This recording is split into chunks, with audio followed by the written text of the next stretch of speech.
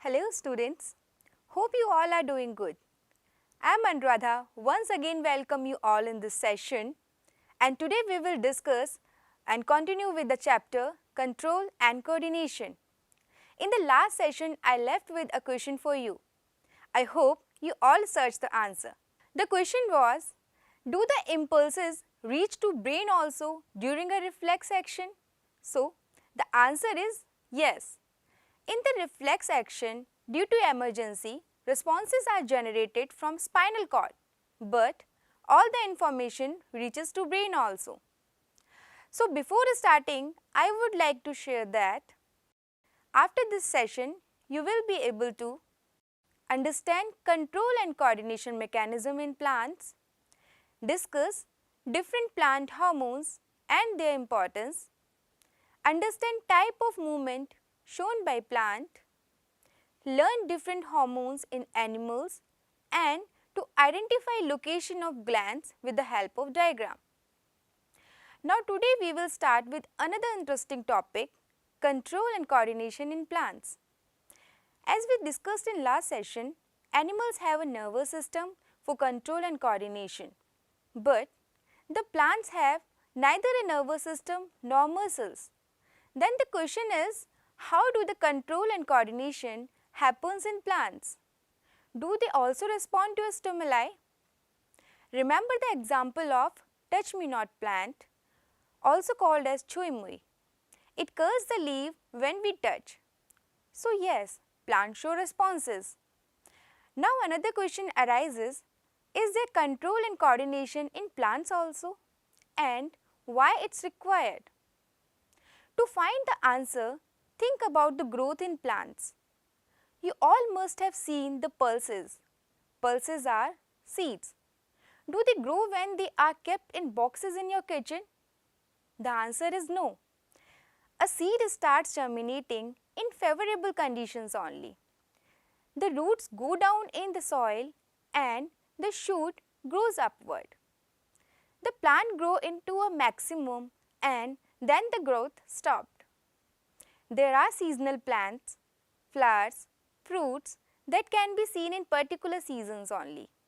So obviously there is a proper system also in plants which is required to control all these activities. Now we will discuss all in detail. The plants also show the movement. Yes, and this is in two ways. First, which is dependent on growth, like germination in seeds where the roots show movement down the soil and the shoot in air, and another one independent of growth, like in touch me not plant where plants show instant movement without the growth.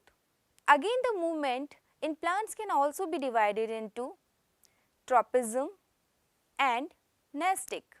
In tropic movement, the movement is direction dependent and it again divided into first phototropism. So as the name suggested, this tropism is dependent on movement of sun.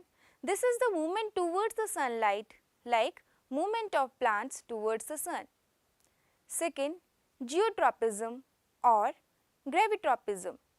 So this is the movement towards or away from gravity. So again the geotropism divided into positive geotropism and negative geotropism.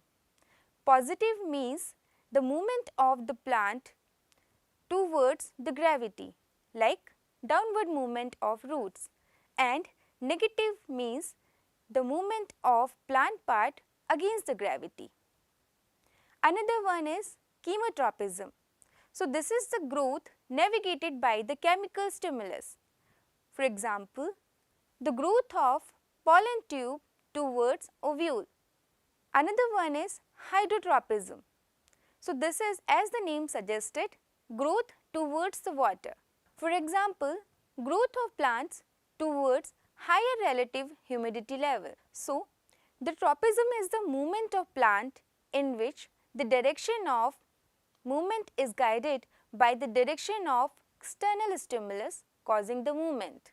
Now the nastic movement, it is not dependent on direction.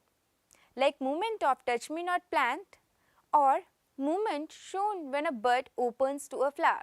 The nastic movement is the movement in which direction of the movement is not guided by the external stimulus. The control and coordination system in plant is not that much complicated as in animals.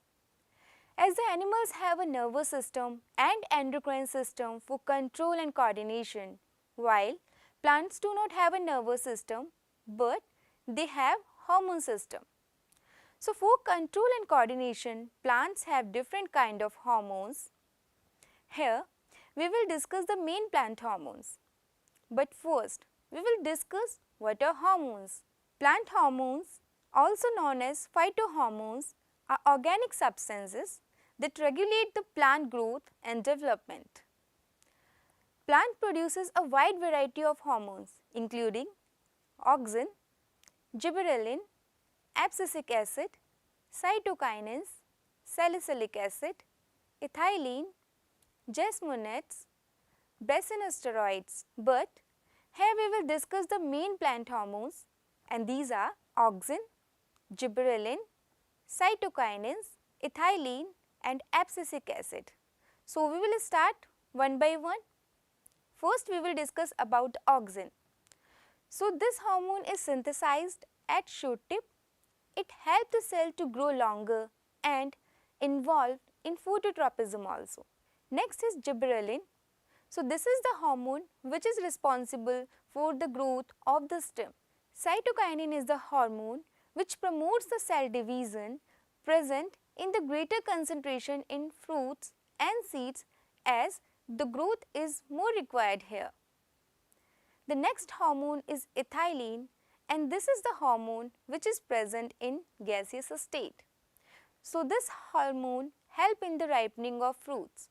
So, many times it happens when the fruit is unripened, the ethylene injections are given to ripe the fruit.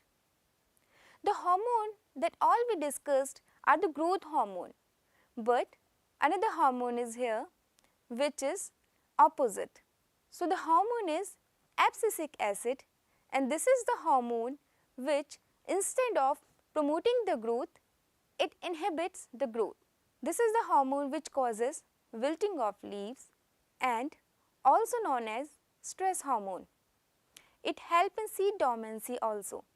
So, the sometime question arises that why we require to inhibit the growth. So, as you know, all the fruits get ripened and they should detach from the plant. So, a inhibition is required after a proper system. So, now we can see that all these hormones help in control and coordination in plant. Again, hormones play an important role in control and coordination in animal also. So, next we will discuss about the animal hormones or endocrine system. So, before discussing the endocrine system, we have to discuss a bit about gland also. What are these glands? So, these glands are specialized organs which produces hormones. So, these hormones are released from endocrine glands. Basically, there are two types of glands, the endocrine gland and the exocrine glands. The endocrine glands are ductless and they release their products, that is hormone, directly into the bloodstream, while the exocrine gland have duct system, for example, sweat glands. So, here we will discuss about the endocrine glands only. So, these are the glands which secrete their products, that is the hormone, into the blood. So, we will discuss about these glands and also the hormones in animals. So, first we will start with thyroxine hormone, and this is the hormone which is secreted by the thyroid gland. This gland is located in the neck or the throat region.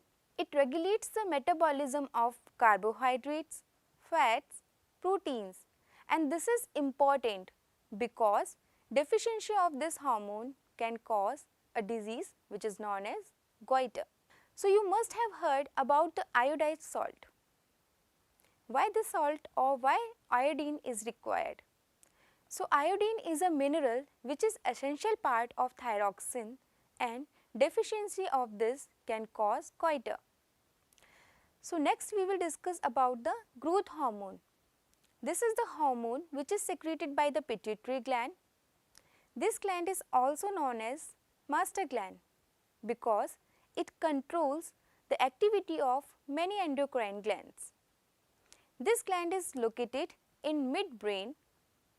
This is responsible for growth and development. Next we will discuss about adrenaline hormone. So this hormone is secreted by the adrenal gland, and these glands are located just above the kidneys. This hormone regulates the blood pressure, heartbeat, and also the carbohydrate metabolism. The hormone is also known as emergency hormone. So before discussing about the next hormone, insulin, you must have heard about diabetes. What is diabetes? So basically this is the disease which causes due to high sugar level. So why this sugar level increases in the body? Why this disease diabetes occurs? So the reason is insulin. So this is the hormone which is released from the pancreas gland. This gland is located in the lower abdominal region below the stomach. This hormone is responsible to regulate the blood sugar level. Deficiency of this hormone can increase the blood sugar level in body, and it causes the disease known as diabetes. So now we will discuss about sex hormones. Both male and female have different type of sex hormones. Males have testosterone.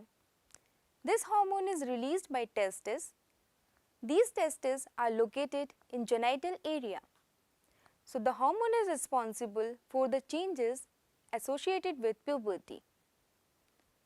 Females have estrogen hormone. This hormone is released by ovaries. The ovaries are located in lower abdominal area. So the endocrine system along with nervous system helps in control and coordination in animals. So let's summarize the all content. In this session, we discussed control and coordination is also important in plants.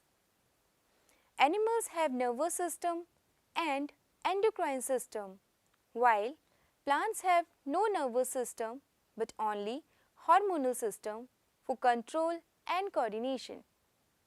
Plants show two types of movement, growth dependent and growth independent. Movement is also divided into tropism and nesting.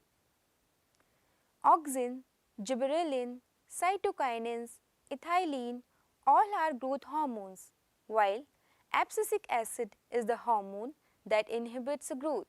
Ethylene is a gaseous hormone. Deficiency of insulin can cause a disease condition known as diabetes. So there is a question for all of you. A boy had a good habit of waking early in morning. He does physical activities and had healthy diet. He used to take his meals on time, but at the age of 13, when he examined medically, he was found to be diabetic. What can be the cause?